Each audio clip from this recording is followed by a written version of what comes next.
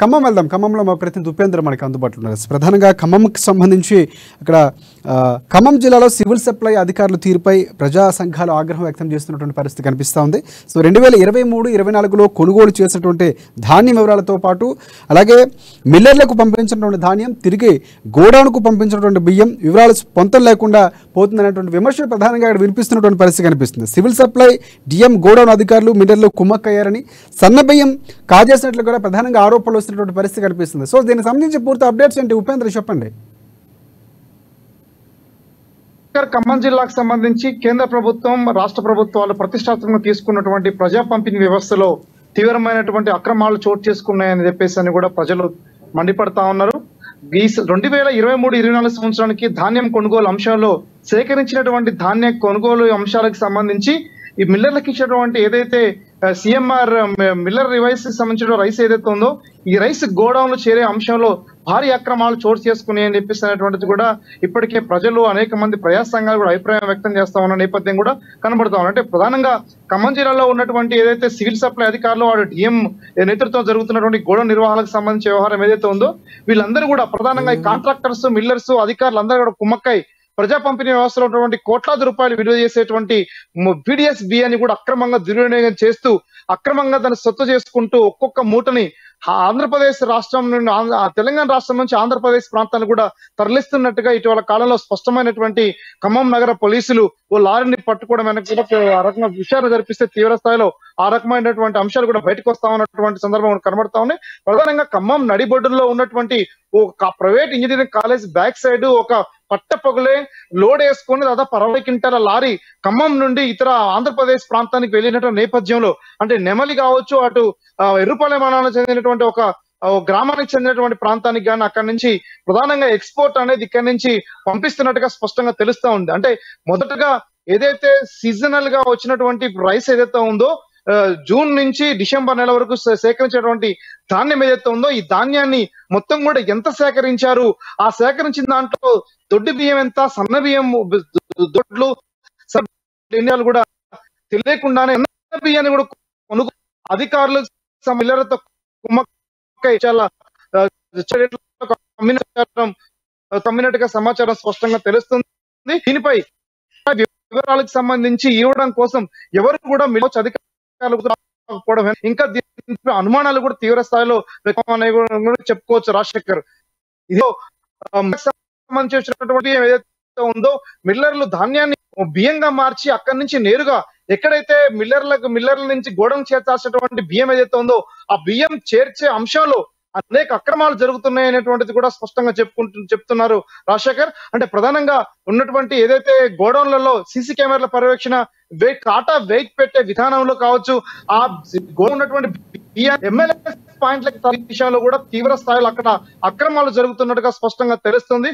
గోడౌన్లో ఉన్నటువంటి బియ్యాన్ని గోడౌన్ లో నుంచి పంపిణీ చేస్తున్నట్టుగానే బయట అంటే కాంట్రాక్టర్స్ ఎవరైతే ఉన్నారో ఈ వెహికల్ కాంట్రాక్టర్స్ ట్రాన్స్పోర్ట్ చేసే కాంట్రాక్టర్లు అక్కడ ఎమ్మెల్యేస్ పాయింట్ అధికారులు అందరూ కూడా కుమ్మక్కై ఆ బియ్యాన్ని కూడా గోడౌన్ లోనే అమ్ముతూ ఆ మిల్లర్ల దగ్గరనే పూర్తి స్థాయిలో అక్కడ ఉన్నటువంటి వ్యవస్థను కూడా బియ్యాన్ని కూడా తిరిగి ప్రైవేట్ గా అమ్ముకుంటున్నట్టుగా అటు మిల్లర్లు ప్రైవేట్ అధికారులు గవర్నమెంట్ అధికారులు ఎమ్మెల్యేస్ పాయింట్లు అట్లా కాంట్రాక్టర్ చేస్తున్నట్టుగా స్పష్టంగా జిల్లా వ్యాప్తంగా జోరుగా ప్రచారం జరుగుతున్నా సరే జిల్లాలో ఉన్నటువంటి సివిల్ సప్లై అధికారులు ప్రధానంగా డిఎం కావచ్చు సివిల్ సప్లై అధికారులు కూడా ఎవరు కూడా పట్టించుకోవడంతో పాటు నిమ్మకు నీరెత్తినట్టుగా వ్యవహరిస్తున్నటువంటి ఆరోపణలు కూడా అనేక రకాల ప్రజా సంఘాలు ఆగ్రహం వ్యక్తం చేస్తా ఉన్నాయి. ఇదే నేపథ్యంలో కాంట్రాక్టర్ గత 15 సంవత్సరాలుగా ఖమ్మం కేంద్రంగానే సప్లై చేసేటువంటి కాంట్రాక్టర్ ఉన్న వ్యక్తి అమ్మాయిలతోటి అతను కూడా అటు అధికారులు వీళ్ళందరూ కూడా ఎక్స్పోర్ట్ చేస్తున్నట్టుగా లెక్కలు చూపించి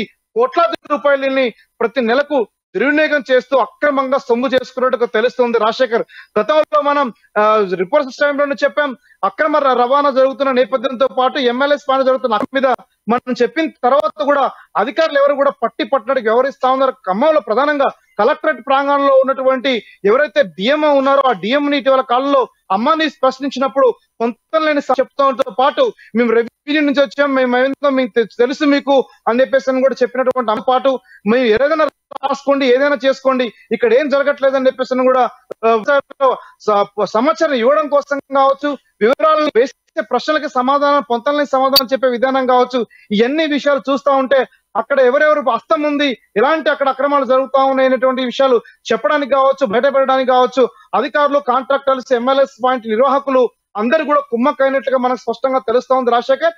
ఏదేమైనా సరే ఖమ్మం జిల్లాలో జరుగుతున్నటువంటి ఈ గోడం నిర్వహణలో కావచ్చు, సివిల్ సప్లై అధికారుల యొక్క పర్యవేక్షణలో కావచ్చు, ఇవన్నీ అంశాల్లో తీవ్ర స్థాయిలో జరుగుతున్న అక్రమాల పట్ల ఇటీవల కాలంలో జిల్లా కలెక్టర్ విపి గౌతమ్ ఎక్కడ కూడా ఎటువంటి అవకాశాలు ఇవ్వకోకుండా సీరియస్ గా పనిచేయాలి, యొక్క బియ్యం గింజ కూడా దుర్వినియోగం కావద్దని చెప్పిన ఆదేశాలను కూడా అధికారులందరూ కూడా బేఖతారు చేస్తూ జిల్లాలో జేసీ కూడా ఆ రకమైన ఆదేశాలు ఇస్తున్నా సరే అధికారులు ఎవరు కూడా పట్టినట్టు వ్యవహరించే విధానం చూస్తా ఉంటే ఖమ్మం జిల్లాలో పీడిఎస్ బియ్యాన్ని బాగా దుర్వినియోగం చేస్తూ పందికొక్కలా బొక్కుతున్నారనేటువంటి ఆరోపణలు కూడా ప్రజా సంఘాల వైపు నుంచి వివిధ రాజకీయ పక్షాల నుంచి కూడా వస్తా ఉన్నాయి. ఒక రేషన్ షాప్ లో 1వ తారీఖు నుంచి 20వ తారీఖు లోపు ఇచ్చేటువంటి ఏదైతే రేషన్ బియ్యం ఉన్నాయో ఆ బియ్యం దొడ్డు బియ్యం, ముక్కిపోయిన బియ్యం అనే పేరుతోటి అనేక మంది మిడిల్ క్లాస్ ఫ్యామిలీస్, కొద్దిమంది కాస్త కోస్తో కష్టపడి సంపాదించుకునే ప్రైవేట్ ఎంప్లాయీస్ తినలేకపోతున్న బియ్యాన్ని అక్కడనే డీలర్లు కొనుగోలు చేయడంతో పాటు ఆ బియ్యాన్ని ఎక్కడ అమ్ముతున్నారు, ఎట్లాంటి రూపాన్ని తీసుకెళ్తున్నారు, ఎవరో వైపు ఎక్కడి నుంచి దాని డబ్బుల్ని మొబిలైజ్ చేస్తా ఉన్నారన్న అంశాల గురించి స్పష్టమైనటువంటి వివరాలు పర్యవేక్షణ లేదని చెప్పేస్తున్నటువంటిది కూడా అధికారుల వైపు నుంచి ప్రధానంగా ఆరోపణలు వస్తాయని, అధికారులే ప్రధానంగా దీంట్లో పాత్ర పోషిస్తూ వీటిని ప్రోత్సహిస్తున్నట్టుగా స్పష్టంగా తెలుస్తుంది.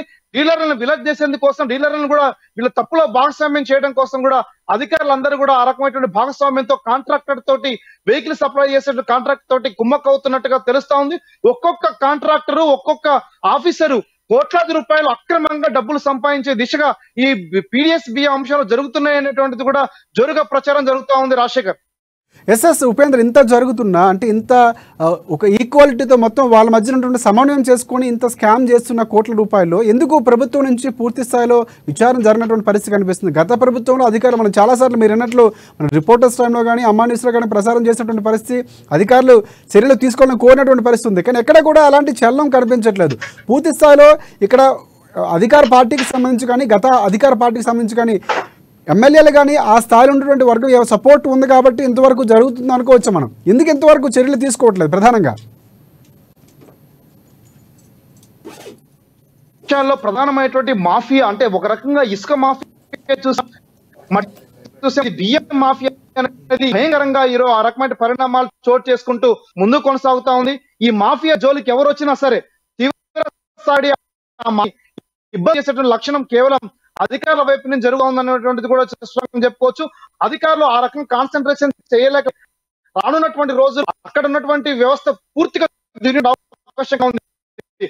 పర్యవేక్షించిన ప్రజలందరూ కూడా ఇందులో భాగస్వామ్యం వహించడం, దీంట్లో జరుగుతున్నటువంటి అక్రమాలపై ఒక స్పష్టమైనటువంటి వివరాలు వచ్చేటువంటి అవకాశం తొక్కుతా ఉన్న నేపథ్యంలో స్పష్టంగా గోడౌన్లో ఉన్నటువంటి మొత్తం బియ్యం యొక్క రేషన్ బియ్యం మొత్తం ఎంత క్వాంటిటీ ఉందన్న అంశాల గురించి స్పష్టంగా విజిలెన్స్ దాడుల ద్వారా మాత్రమే వెలికి తీసే అవకాశం కనబడతా ఉంది.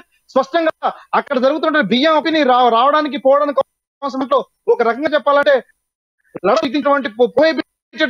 ఆహార భద్రత కేంద్రాలు కేంద్రంలో గోడౌన్స్ ఆ రకమైనటువంటి పద్ధతిలో ప్రభుత్వం ఆ రకంగా కట్టడి ఏరియాగా విధించింది. అంటే అక్కడ జరుగుతున్న అక్రమాలు బయటకు వస్తాయి, ఎవరికి అవకాశం రాకోకుండా, ఎవరు తెలియకోకుండా ఉంచడం కోసం, గోప్యంగా ఉంచేందుకోసం అక్కడ తీవ్ర స్థాయిలో నియంత్రించేందుకోసం ప్రయత్నం చేస్తున్నారు. అంటే ఇక్కడ అధికారులు ఎవరైతే సిన్సియర్ గా ఉండి, ఎవరైతే ఈ మాఫియా గ్యాంగ్ ఈ పీడిఎస్ రైస్ పంపిణీ చేసే బ్యాచ్ కావచ్చు, అదే నేపథ్యం కాంట్రాక్టర్ గాని విరోధులుగా తయారవుతున్న నేపథ్యం వీళ్ళందరూ కూడా బెదిరించేసి ప్రాంతాలకు గురి చేసి ఏదో రకంగా ఇరికిస్తారని చెప్పేసేటువంటిది కూడా ఒక భయం అధికారుల వైపు ఉంది. మరోవైపున ఈ యొక్క గ్యాంగ్ అరాచకాలని అరికట్టాల్సినటువంటి ఉన్నత అధికారులు ఆ రకంగా కొంతమంది సీరియస్ ఉండకపోవడం ఫలితంగా కూడా ఇలాంటి అక్రమాలకు మరింత ముందుకు పోతా అనేటువంటి కూడా ప్రధానంగా ఈ రోజు జిల్లా వ్యాప్తంగా చర్చ కొనసాగుతుంది. ఏదేమైనా సరే ప్రజా పంపిణీ వ్యవస్థలో కీలకమైనటువంటి బియ్యం పంపిణీ విషయంలో ఒక్కొక్క కేజీ బియ్యానికి 39 రూపాయలు ప్రభుత్వం వెచ్చించి కొనుక్కుంటున్నటువంటి బియ్యాన్ని ప్రభుత్వం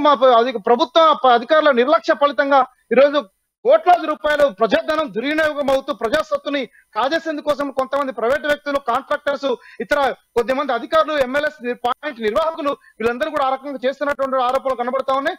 ఇప్పటికైనా సరే రాష్ట్ర స్థాయిలో కావచ్చు, జాతీయ స్థాయిలో ఉన్నటువంటి విజిలెన్స్ అధికారులు స్పష్టంగా కాన్సన్ట్రేషన్ చేసి ఈ అక్రమాన్ని నిలువరించకపోతే కోట్లాది రూపాయలు ప్రజా సొత్తు తిరిగినియోగం అవడం ఖాయం అనేటువంటిది కూడా ప్రజల యొక్క ప్రయత్నాల యొక్క అభిప్రాయాలు స్పష్టంగా చెప్తా ఉన్నారు రాజశేఖర్.